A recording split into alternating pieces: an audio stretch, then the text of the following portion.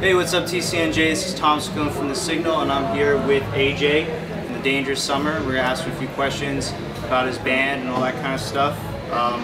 First off, the name of your band, The Dangerous Summer. Yeah. Ernest Hemingway wrote a book, I believe. Yeah, that's where I got the idea from. I love Hemingway. I like, I never actually read that whole book, but I got into it. I was like, yeah, but I'm into his writings a lot, like Farewell to Arms, Sun Also Rises. So, I get lots of lyrical ideas from it. So I thought I'd just make it. It was years ago I made the name, so.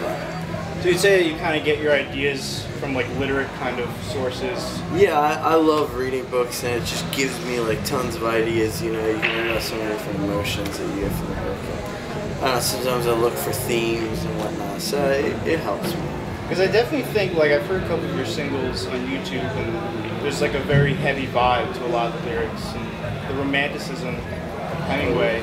I think that definitely translates in your music. Yeah, I love his mindset. I love his mystique about him. I just love him as a person. I kind of idolize him, and I try. And he's a big influence on me, basically. So, so being on the road, I mean, I know we were talking a little bit earlier about being on the road and stuff. Would you say that being on the road is funner than being in the studio? Oh yeah, definitely. I hate being in the studio. I want to kill myself in the studio. I just literally, it's like song after song I gotta pump out, and you're just working so hard for something that you don't even know if it's gonna be good. You don't even know when you release it. Kids could be like, "This is the worst thing I've ever heard." That's the scariest part about it. But when you're out on the road, it's like the kids will come, if they like it. If you're out there and kids are coming, that's where you get all the feedback. And I think things in life in general aren't good unless you have feedback. You always think these crazy ideas to yourself, and until someone legitimizes those ideas, you feel kind of crazy, and then you're on the road. And I like getting out of the studio. I like, showing it to the people, and I like to see how they react to it, basically. So. Cool. Yeah, I've definitely noticed in the studio there's this almost scientific perfection to it. Oh, yeah. You have to be on beat, and almost you feel like you almost lose the power of a live band. It makes you feel like the worst musician in the world. You have to do things over and over again. Singing, you just sing over and over again. It's dry. It's not what it's going to sound like when it's done. It's just. Did you guys use a metronome? Yeah, we used a click, but we did lots of it live. Like we would all get in a room and play it while tracking, and it kind of got a rawer aspect to it.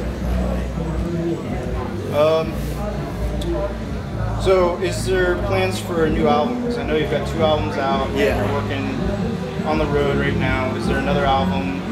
Yeah, one album coming up, and we're writing it right now. We're gonna head to the studio probably early next year, and that'll be our last album with our record contract, and we'll see what happens after that.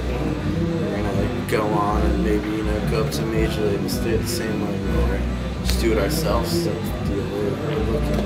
Who knows what's gonna happen? So.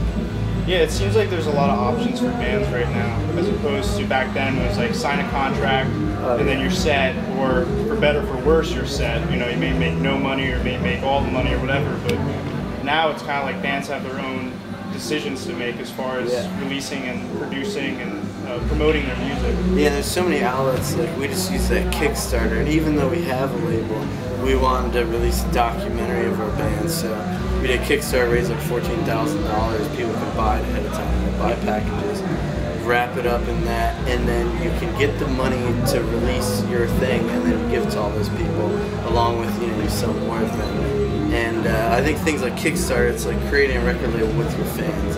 They all front you the money to do what you need to do creatively. There's so many outlets like Facebook, and just the whole music industry in the past 20 years has like done a complete 360.